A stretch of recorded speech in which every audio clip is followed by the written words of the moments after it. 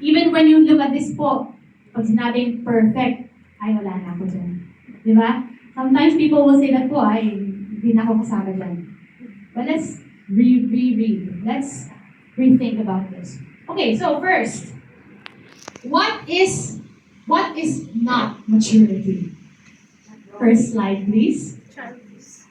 Maturity is not an aging process. Okay? Gray hair does not mean maturity. It does not mean that when you have white or gray hair that you have reached the idea of maturity. Because we are aging, but that does not mean we are maturing. Yes, that's right. Because there are people at 80 years old na hindi pa mature. Yeah. Tayo ba yun? No. Hindi po. Alright. Because maturity po is an attitude, hindi siya age. Alright? Our age is beyond our control. We cannot control getting older. But whatever yung age po natin, yung attitude natin, pwede magbago. Yung attitude po natin, pwedeng mag-grow. Amen? By the power and grace of the Holy Spirit. Okay, next point. So number one, maturity is not Aging So process. even if you have white hair, are you mature? No. Even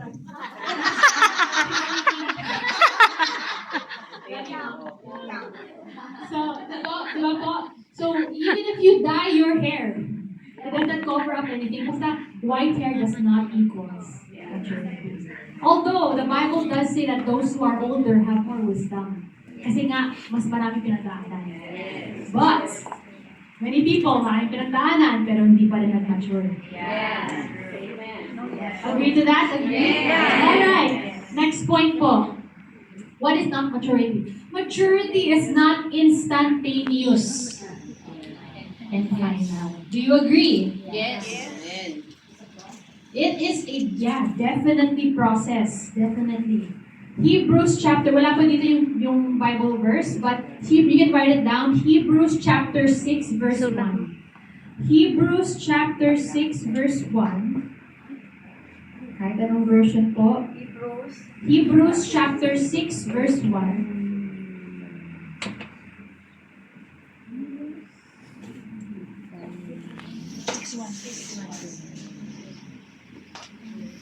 Ay, there na po. Hebrews chapter 6 verse 1.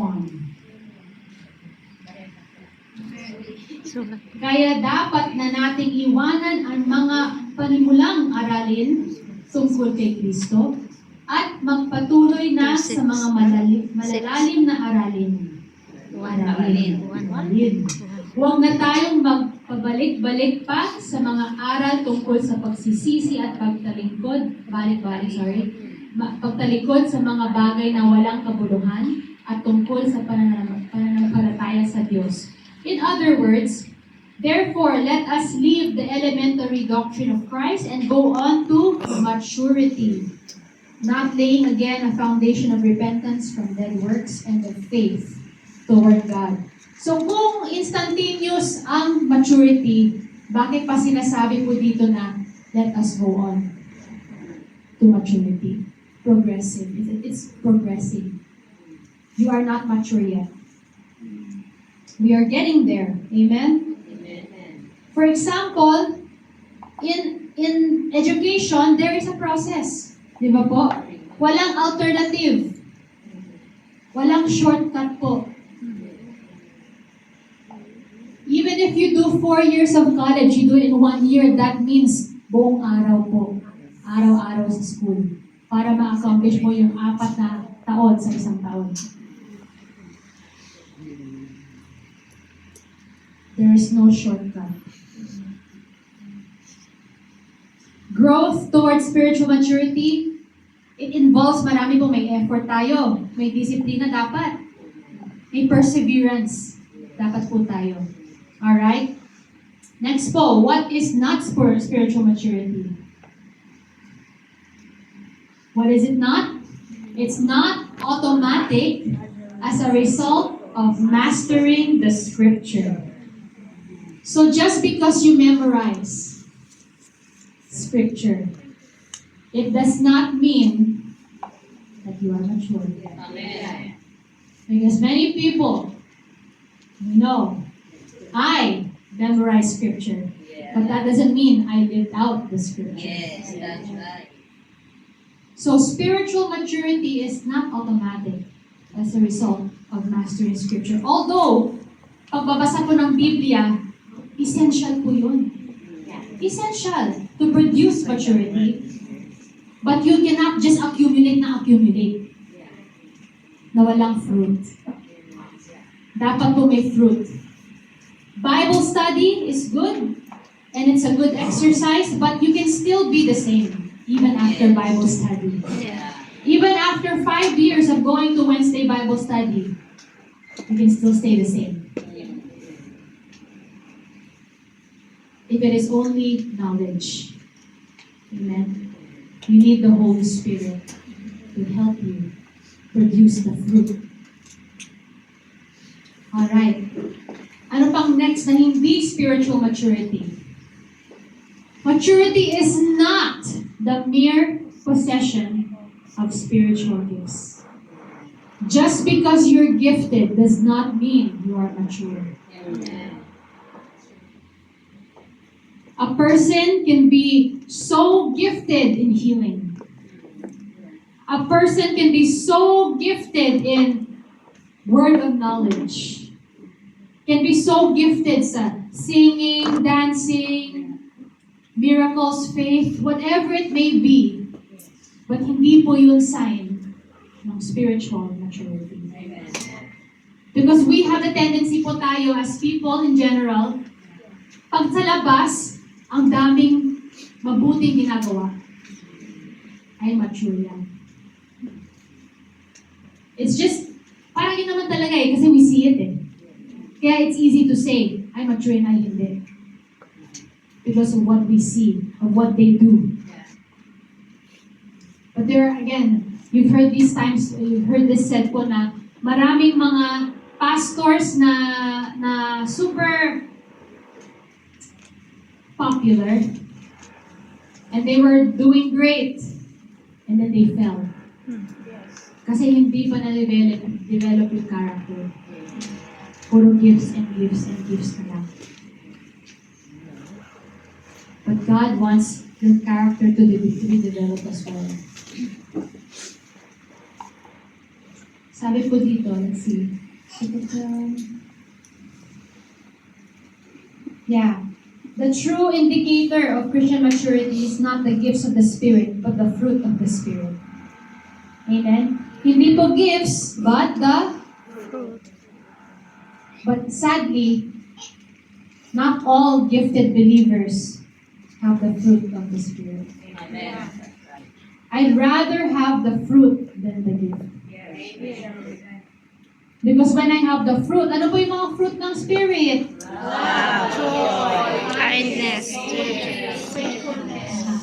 So we have the idea, right? Love, joy, peace, patience, kindness, goodness, self-control, faith. When you have that, you can handle the gifts. Amen. Imagine when you have the gifts, wow, ang galing mo! Healer ka, ang galing mo! If you don't have the fruit of the Spirit, oh, ang galing ko, no? Ginawa ko yun. Dahil sa akin, nangyari to. Self-righteous na yun. Self-righteous, it's all about self. If you don't have the fruit of the Spirit. Alright. The next point now, what is not spiritual maturity? Maturity is not just copying Christ outwardly. Okay? So what do you mean, sis? Hindi ba pwedeng mag-imitate kay Christ? Pwede. Pero dapat galing sa loob. Amen. Hindi yung paglabas lang. Pampakitang labas. Pakitang tao. Pampakitang labas. Pakitang labas. O pakitang tao. Di ba po? Everyone in the world actually na hindi pa mature kay Christ is puro pampakitang tao. I'm doing this so that I'm doing this so that look, I'm giving to the poor.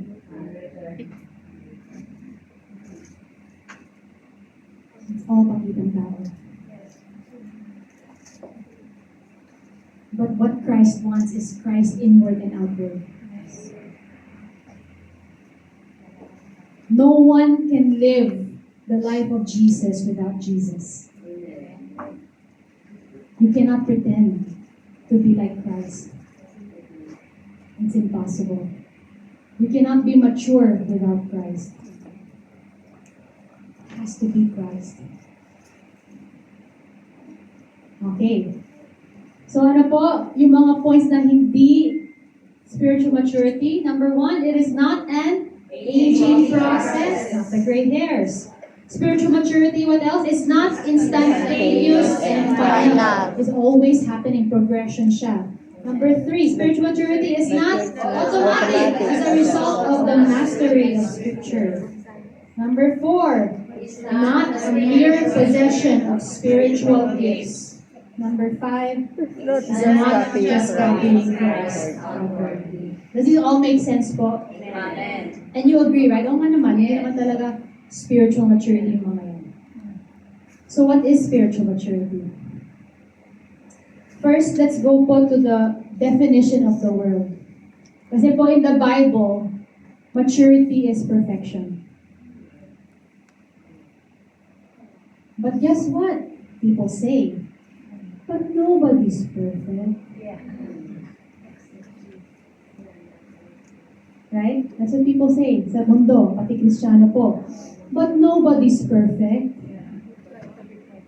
But maturity in the Bible is perfection. So tell me, how does that work?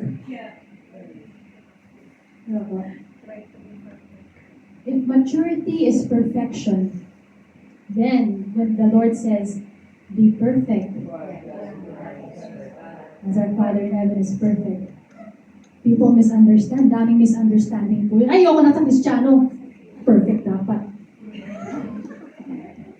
Nako. But what is the definition in the world nga ba? Let's see. What it is. Ano nga ba? Ito na nga. In this world, yung meaning po ng perfection is being without fault or defect, satisfying all requirements, meeting an ideal standard. That is perfection. Sa mundo, dapat wala kang pagkakamali. Dapat wala kang, dapat perfect yung mukha mo, dapat perfect. Lahat. Ano ba yung standard ng mundo? Grabe yung mga standard ng mundo, puro panglabas din. Dapat mabait ka, dapat. Hindi pwede sa'yo lahat kasi perfect ka na. Di ba yung mga ganun po?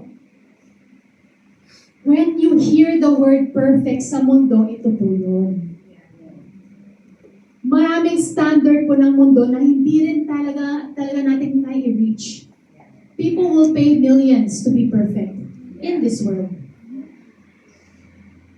But this is not the Bible. Okay? Please clear out, remove your understanding of yung meaning ng perfect sa mundo. Kasi pag sinabing, wala namang perfect eh. But why what the Bible says be perfect? So when you think about perfect, kasi depende rin eh, pag yung kausap po natin ay, yung isip niya, yung meaning ng perfect ay kabunduhan. You can always, hindi man correct, you can always realign their mind. Kasi people will make mistakes.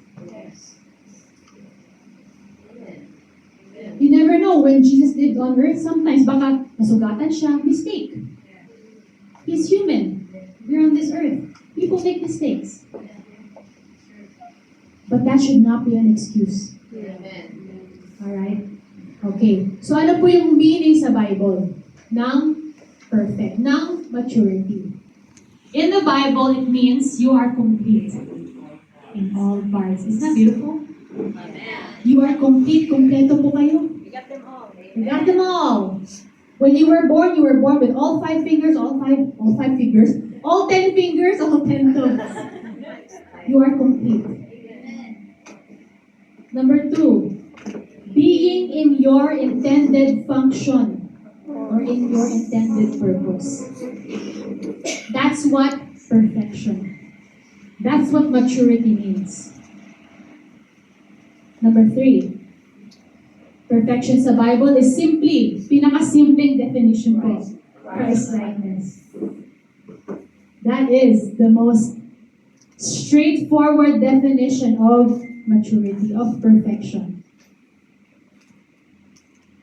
So when the Bible talks about perfection, it's talking about this. That's why confident si Jesus na magsabi ng, be perfect. As for your Father in heaven is perfect. Mga kapatid, you are complete. You are complete. You are Christ-like. And you are in your intended function and purpose. When you are living in Christ, when you are living and walking the life of Christ, you are complete. You are mature. Pero may progression yan, di ba po? We're on the way. That's what maturity and perfection, according to the Bible, is. The word perfect or mature can be used of our Lord Jesus Christ. Do you agree? Amen. Because during his life on earth, he completely fulfilled his Father's will. And he also completely attained the goal of his purpose. Amen. So the next slide po will show us all the verses. Show. Yan. So let's go through each one of them po. Matthew chapter 5, verse 48. Ito po yung mga mentions sa Bible. The New Testament about perfection, about maturity. Matthew chapter 5, verse 48. Let me know when you're there na po.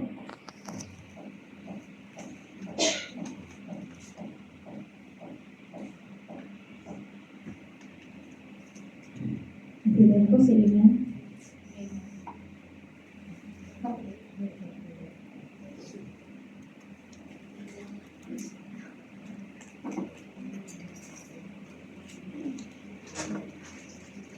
Are you there?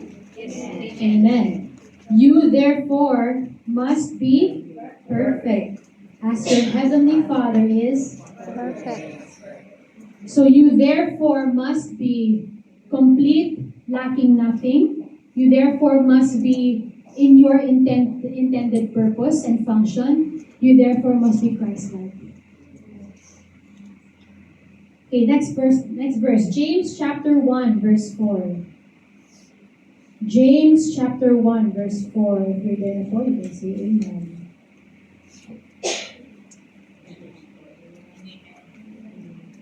Alright. Sabi po dito, James chapter 1 verse 4. And let steadfastness have its full effect, that you may be perfect and complete, lacking in nothing. Amen.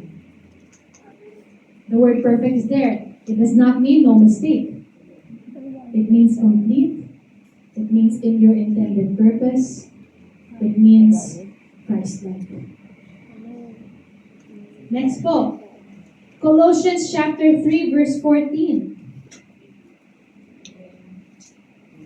Colossians chapter 3 verse 14.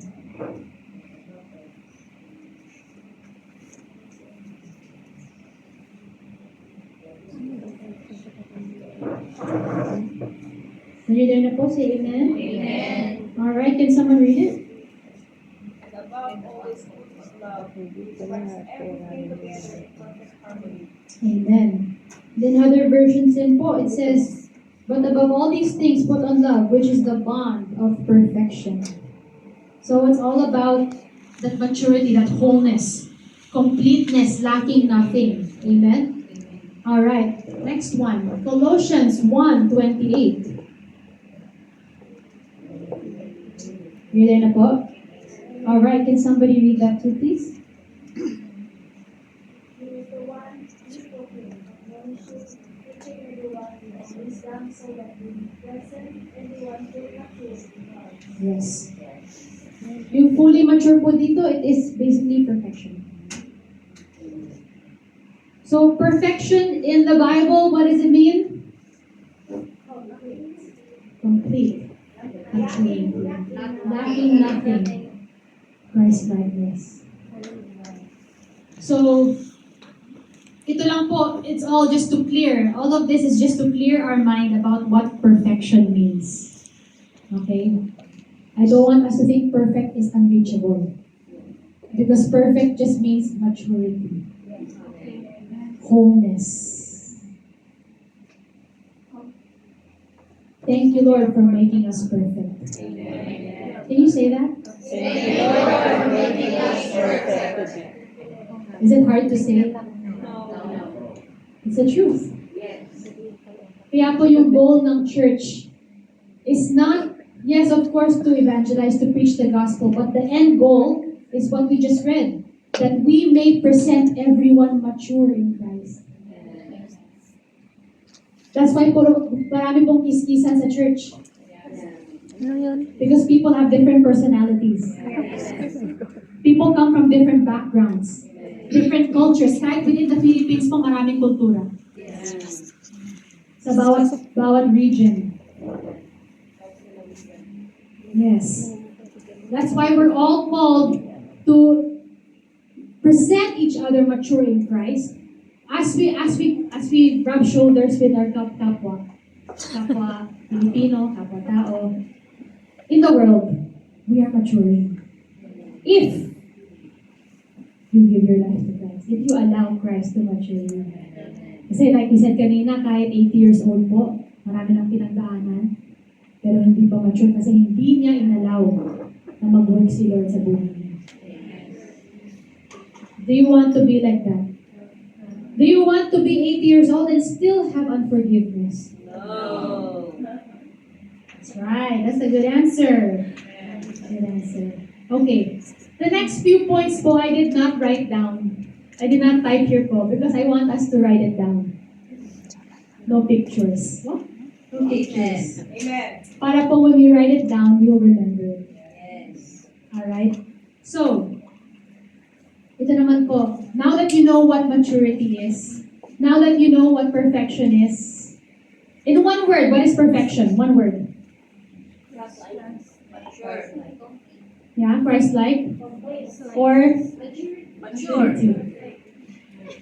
Yeah, that's one word definition of perfection in the Bible is maturity. So if ever you, of course, nandun kasama na doon, Christ-like, everything's there. But in this context,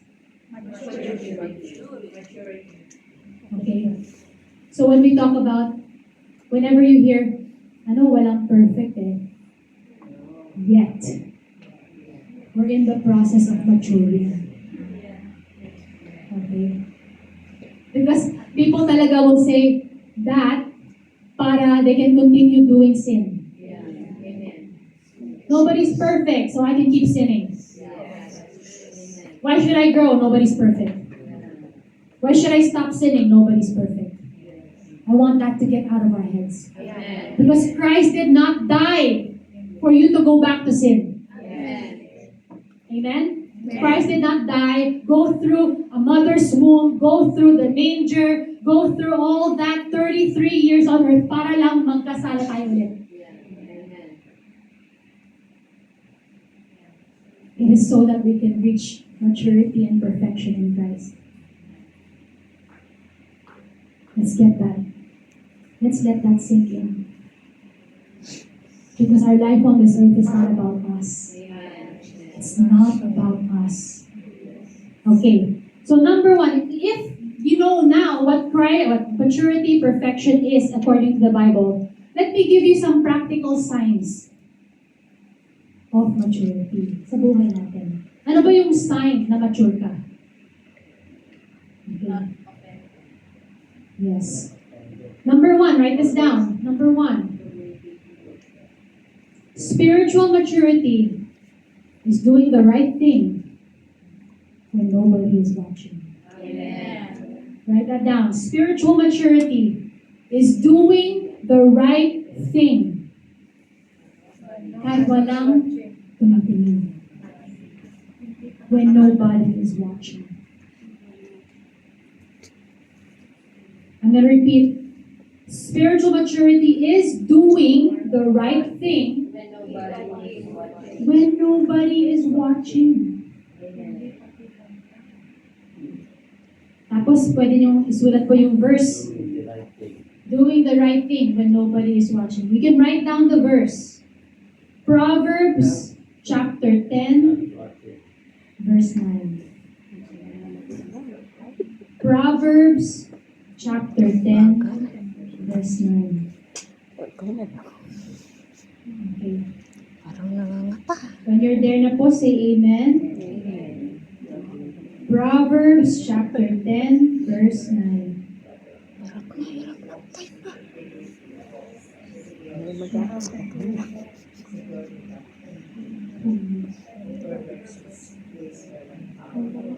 Yes. Yung integrity po, it's whole. It's buo. Na kahit malaman ng tao kung anong ginagawa natin behind closed doors, okay lang sa atin. Buo ka. Wala kang tinatago. Yun ang integrity. Yun ang spiritual maturity. When you are doing the right thing even when nobody is watching. When you are picking up trash, kahit no one will ever know na you pick up trash. Because somebody may, baka mag-stumble, baka matipalok sila sa trash na yan. Nobody will ever thank you. But you still do it because it's the right thing. Amen. Or even when it comes to talking about people and the text or whatever, nobody may know. Maybe it's all in your head. You think about someone. Think about the right thing, even when no one knows. Yeah.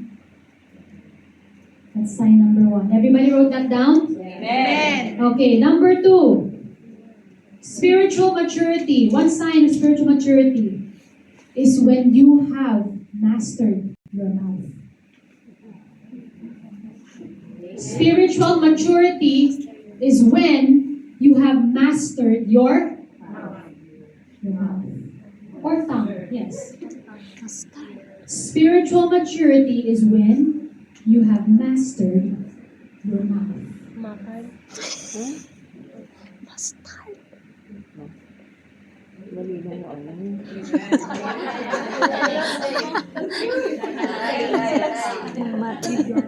At, nandun po lahat sa James chapter 3. James chapter 3.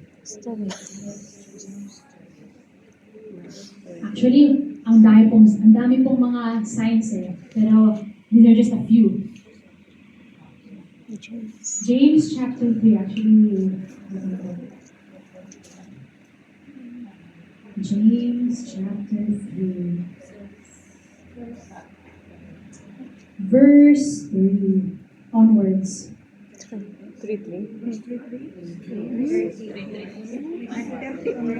Okay, I'll just read the quote. If we put bits into the mouths of horses so that they obey us, we guide their whole bodies as well. Look at the ships. They are so large and driven by strong winds, but they are guided by a very small rudder, wherever the will of the pilot directs. Verse 5. So also the tongue is a small member, yet it boasts of great things. How great a forest is set ablaze by such a small fire. Diba po? It doesn't need to be a big fire for the whole forest to be burned. It just starts with a small fire. And the tongue is a fire, a world of unrighteousness. The tongue is set among our members, staining the whole body, setting on fire the entire course of life, and set on fire by hell. For every kind of beast and bird, of reptile and sea creature can be tamed and has been tamed by mankind. But no human being can tame the tongue. It is a restless evil full of deadly poison. With it we bless our Lord and Father, and with it we also curse people who are made in the likeness of God. From the same mouth come blessing and cursing. My brothers, these things ought not to be. Does a spring pour forth from the same opening both fresh and salt water? Can a fig tree, my brothers, bear olives and also produce figs? Neither can a salt pond yield fresh water. Grabe po, no? Spiritual maturity is when you have mastered.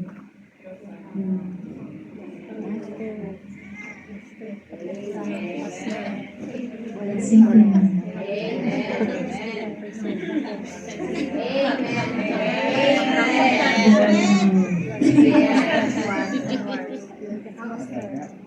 Di ba po? Sabi nga po dito, the whole course of your life the tongue can set on fire your whole life. Ganun ka-powerful po yung bibig, yung tongue natin. With it, you can bless the Lord Father God, and with it, you can curse the person that was created in His image. Literally.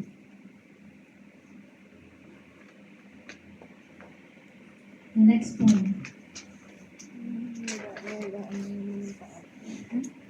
Spiritual maturity is when you don't react out of your emotions. One more time. Spiritual maturity is when you react out of your emotions.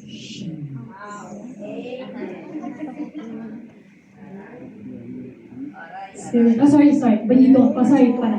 Spiritual maturity is when you don't. You react. Yes. Don't react out of your emotion.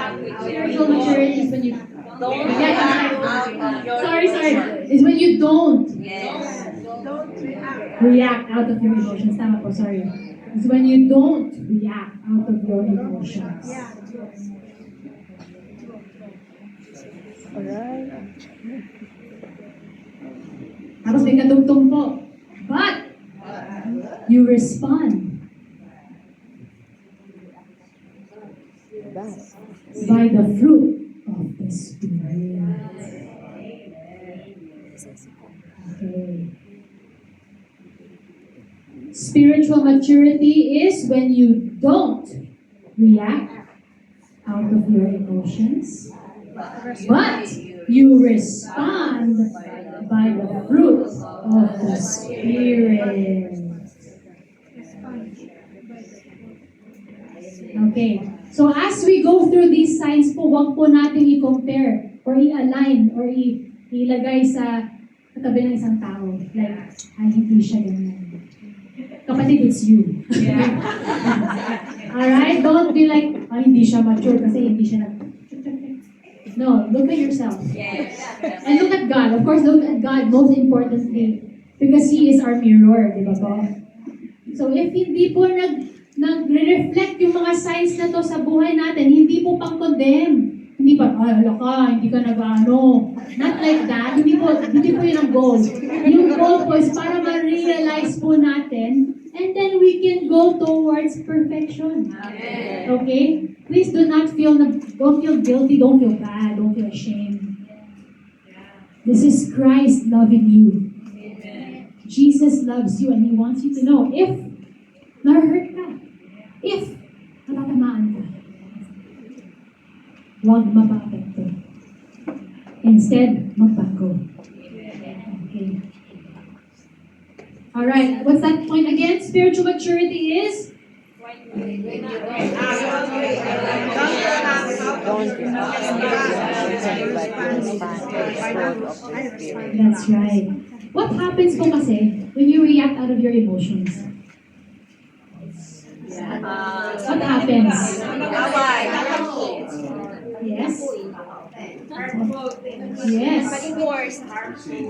Do you make good decisions? No. You make very poor decisions. Yes, when you react out of your emotions, it's all wrong. Kasi flesh po yun, di ba? You will have poor decision making and marami kang outburst. Ano ba yung outburst? Yung parang, sabog. Maraming pasabog. Na hindi maganda. Who has experienced that? Amen. Na because of reacting out of your emotions, things have happened that were not good. Your mind became blurry. You were not able to think straight, to think clear. You said something that was so mean. You did something that you regret. Kaya po, advice talaga, do not then make any big decisions pag yung emotions nyo ay gantong kahay. Do not accept that friend request. That's bad. Di ba po, yung mga gusto na mag-boyfriend, accept. When that emotional high is there, do not make big decisions, my friend. Baby, kalma. Baby, kalma. Baby, kalma. It's true. If you make big decisions out of your emotions, it could affect you, not just you, your family. It could affect your reputation as a Christian. It could affect the church. By making one decision out of your emotions. Kaya po when you start to feel na nag-heighten na siya, nagbo-boil na siya. What do you do? What do you do in church? What do you do? What else po? What do you do? You do all of this. It's all God. Don't look at the situation, look to Christ. Yes. And it's not even the things the bad things. Like for example, when you have a family member that's not feeling well. If you react out of your emotions, where's the faith? If you respond to what you see, what you hear, where's the faith? Testimony lang po. I have a cousin. She has been going through chemo. She has had, because of, I can say it, leukemia. And her platelets nag-drop po sa number 7. The normal is 150-ish above. Where they're trying to get the blood from her bone, they're trying to get platelets or liquid from her bone marrow, wala na makita. It's that bad. If you respond to that situation with, oh my gosh, wala na pag-asa ako. Imagine if you respond that way, out of your emotions, out of yung mga pinapanood sa mga movies. Whatever you see, you do it. So if you always see drama, you won't do drama. If you always see chismis, you will do chismis. It's true. To be honest po, side note lang po that's what I noticed po I always see my colleagues every day. My boss, I see them do things pag may salamin, gumaganon sila sa salamin. When they do something on the desk, like when they're talking, gumaganon sila. Like, I believe in gumaganon sila with some mannerisms. After being with them for 2 years, 3 years, I find myself doing this too. Parang when I'm thinking, or when I have my glasses, I go like this. Yeah, oh yeah. Kaya pala ako sa lamin gumagano. Kaya sanay na. Because what you see, you do. Kaya be careful for what you watch. If you watch drama, you will do drama. If you watch watch horror, you will do? No, mas fear, basically. But anyways, praise report po because we believe in the Lord. We prayed for her. We released blessing upon her. Her platelets went from 7 to 150. She is discharged from the hospital. And I believe God is doing something in her life. But mga nag-aatin pa ng Wednesday, Friday, we've been praying for her. And we were able to talk to her eating at the table. Kaya po, the Lord is real. If you respond in doubt, where's the faith? So yun nga po, to connect to the point, it is not responding or reacting out of your emotions. Because yung truth po ni Lord ay mas mataas sa emotions natin. Kaya even, I'm sorry, I'm not a mom yet, but even when your children brings you news, do not react out of your emotions. Respond by the fruit of the Spirit. Respond as who you are in Christ. Nasanay kasi tayo, yun lang naman talaga. Nasanay kasi tayo sa mundo, how you react according to the world. Yun lang naman talaga. Yun lang talaga po, nasanay lang. Kailangan baguhin lang eh. Baguhin lang yung isipan. Baguhin lang yung kung paano mag-respond, ibig na mag-react. Yun lang naman po talaga. It's not complicated talaga, I promise. The Bible says so. We're just used to doing some things a certain way. Can you imagine living your life 30 years doing the same thing and now you have to change it? It can be hard. But it's not impossible. Because Christ is in you. Alright, the next point, number 4 na yata to. Yes. Sa spiritual maturity about not reacting to your emotions, but the fruit of the Spirit, it's just basically Galatians chapter 5, verse 22 to 23. Yeah, it's okay. Basta write it down, Galatians chapter 5, verse 22 to 23. Kasi we know the fruit of the Spirit na. Ito po yung sign ng maturity, no? Self-control, amen? When you can manage your emotions, kahit yung kausap nyo, ibang-iba yung sinasabi. When you can imagine. Kasi minsan, kalma lahat, no? Tapos may sinabi yung kasama nyo na, kahit kalma ka 1 second ago, biglang may bakit na sinabi yun? Hindi niya alam. How dare! But remember, baby, kalma. Baby, panalangin. Alright, number 4. Point number 4. Spiritual maturity is having a lifestyle of forgiveness.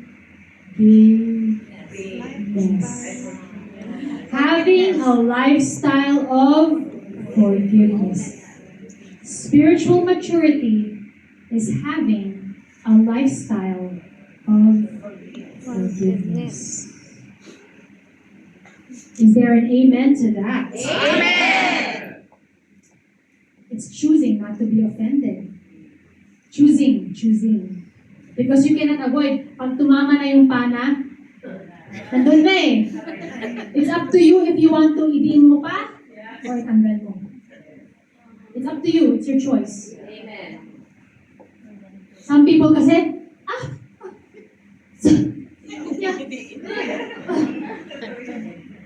the more nilang dinidiin. Sakit, sabi niya. I can't believe. But why are you affected by this person? Why are you not affected by what God said?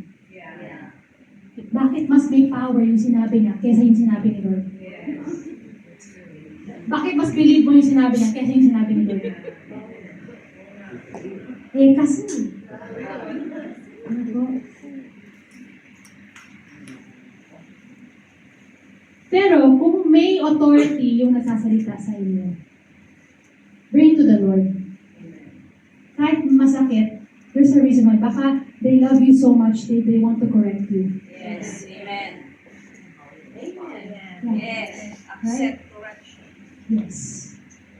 Okay, I will not explain this na po kasi we all know, lifestyle forgiveness, obvious na po yun. Yes. What does it mean? Kundi lang, what does it mean pala to live a lifestyle of forgiveness? Lifestyle, what does it mean? Let it go. Walang stress. Walang Please, non-stress. You can respond by going Yeah? Yes. Lifestyle po, in the MTR, in your home, on the phone. Lifestyle, it's on and on and on. 70 times 7, sabi nga ni Lord. Basically, unlimited. Unlimited forgiveness. Because we've been forgiven, why cannot we forgive? Amen. If we've been forgiven our sins, while we were still sinners pa nga eh, Christ died for us. If we've been forgiven, why can't we forgive? Why is it so hard? If we've already been forgiven. Forgiveness is a must. Yeah. Forgiveness is a must. Yeah. Right? Okay. Next point. Spiritual maturity is when you don't pray selfish prayers. We just talked about prayer last week. Spiritual maturity is when you don't pray selfish prayers.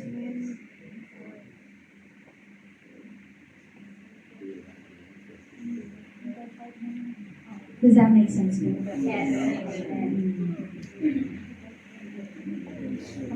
Spiritual maturity is when you don't. What is an example of a selfish prayer? Let's think about this. So when you pray for others, you pray, Lord, baguhin mo siya kasi nahihirapan ako. Diba ba? Next. You care for them, pero kasi nahihirapan ka. I did. Right? Even though maganda yung intention nyo kasi kawawa naman eh. Self-benefit. Pero in the end, ikaw na benefit. If you're praying with that in mind, that's a selfish prayer. Oh my God. But if you pray for the person because you love them, and you want them to know Christ, and you want them to change, to be transformed, that is not selfish. That is Christ. Diba po?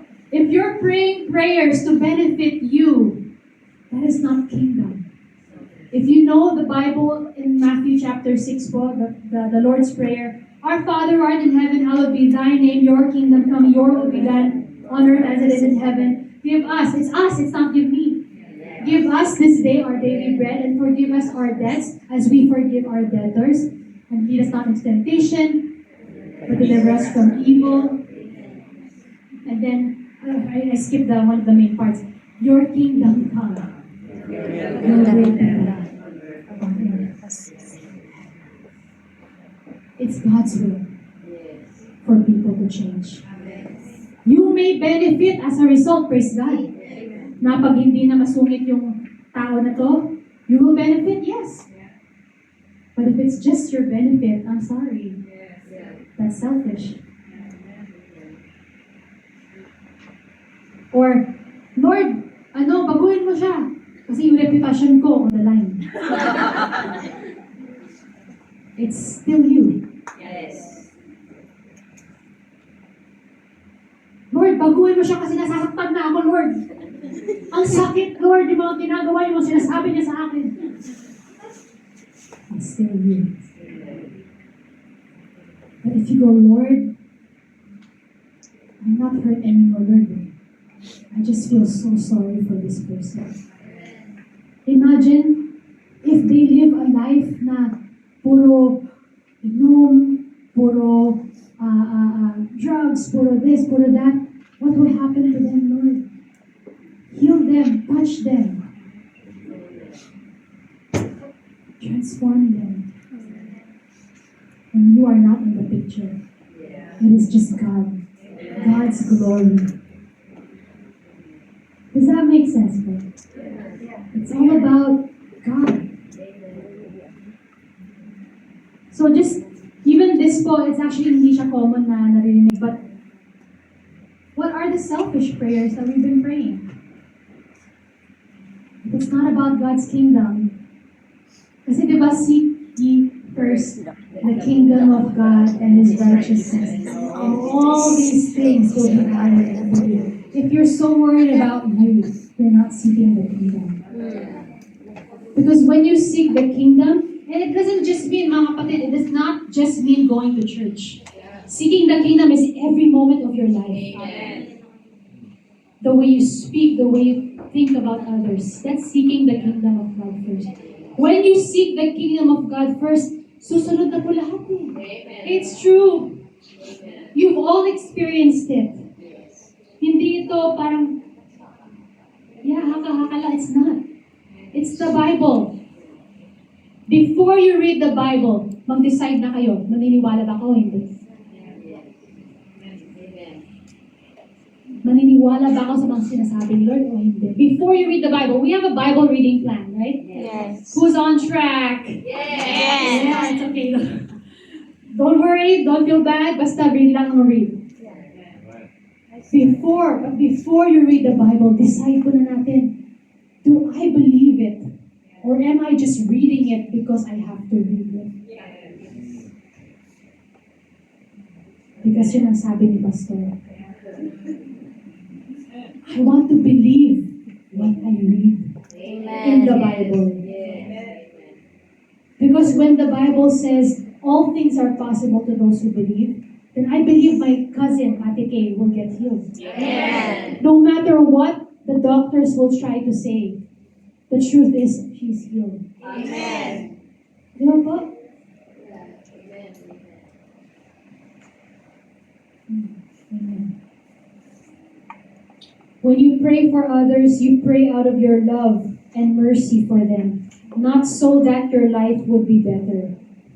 Kapag nananalangin ka para sa iba, nagdarasal ka dahil sa iyong pagmamahal at awa para sa kanila, hindi para gumanda ang iyong buhay. Does that make sense? It's not so that your life will get better, but it's so that Christ will be made known. Next point, spiritual maturity, write this down, is when you don't think you are better than others. Spiritual maturity is when you don't think that you are better than others.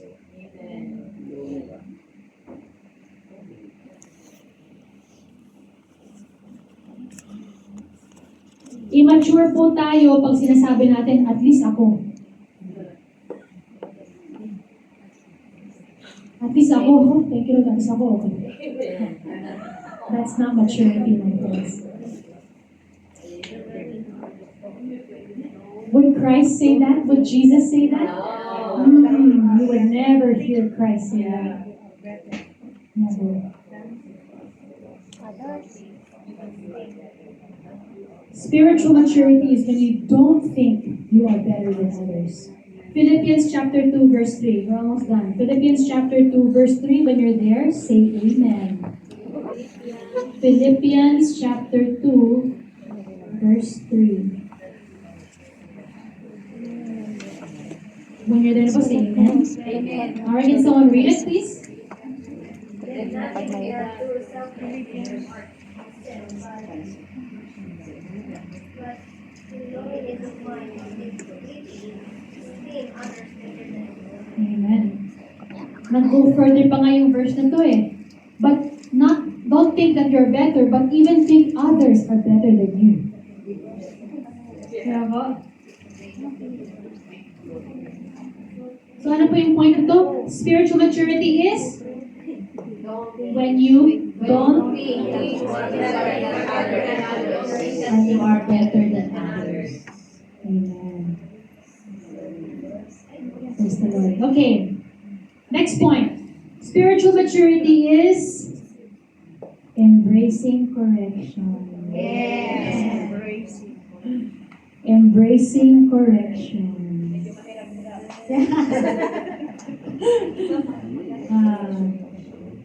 Awasan mo lang yun. Embracing correction.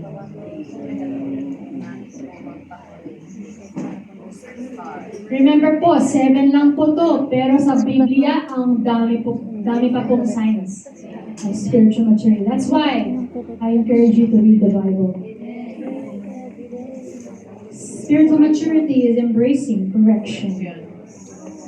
Proverbs, yung verse po na nakakonect po dito, Proverbs chapter 3, verses 11 to 12. Proverbs chapter 3, verses 11 to 12. When you're there na po, say amen.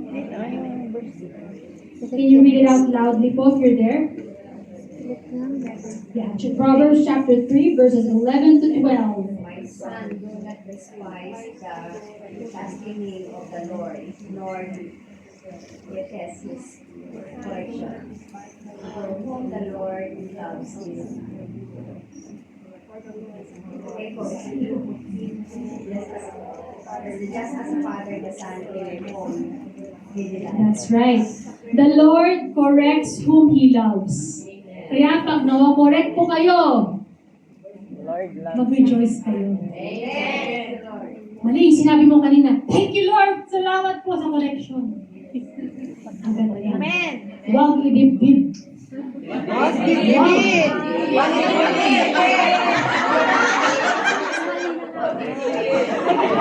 Huwag idibdib, huwag dibdibin. Diba, nagising mo tayo lahat.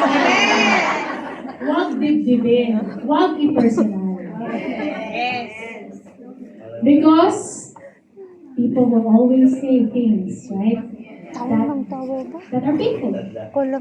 But what we should personal is the Word of God. I-personal ang Word ni Lord, hindi ang words ng iba. Huwag dibdibin. Huwag dibdibin.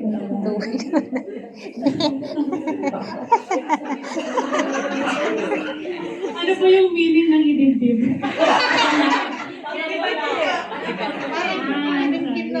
Wag dibdibin. See, this will make you remember. So when you try to get offended, wag dibdibin. Right? Only take personal what the Lord says. And it is only 7 points, mga kapatid. It is only 7 signs.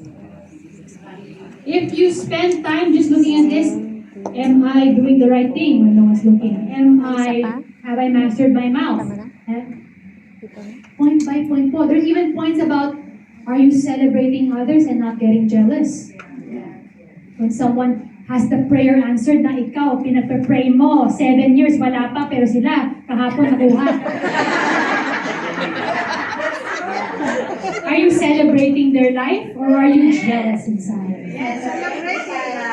Isang sign din po yun. Hindi nakasulat dito, pero isang sign po yun. Spiritual maturity is so many things. Pero yung the root. Yes, okay. Punot dulo of spiritual maturity is perfection. Is Christ-likeness, basically. Lahat po ng sinabi natin kanina, all the 7 points, it's all in Christ. So if you go one by one, hindi ako ganito. It's hard. Just be in Christ. And then lahat yan, follow. Okay. But anyways, let's list out again the 7 signs. What are they? Number 1? Doing the right thing when nobody is watching. Number 2? When you are trusted to Amen. Number 3? when you don't have God of your position. I hear you. Number 4? Number 5? Love it. Number 6? Number 7? Ano yung bonus number 8? Celebrate others. Celebrate. Not being jealous. Tama. Praise the Lord.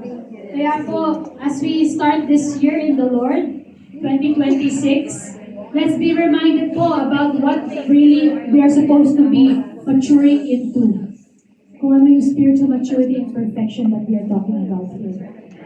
And And you have your all your sisters and brothers here to be accountable. Ay, sis ha, sabi, bakit mo sinabi yun? Bad yun. We can all be accountable for each other. At wag mo, friend. Pag kinokorek, wag mo maano. Thank you, Lord. Let's pray.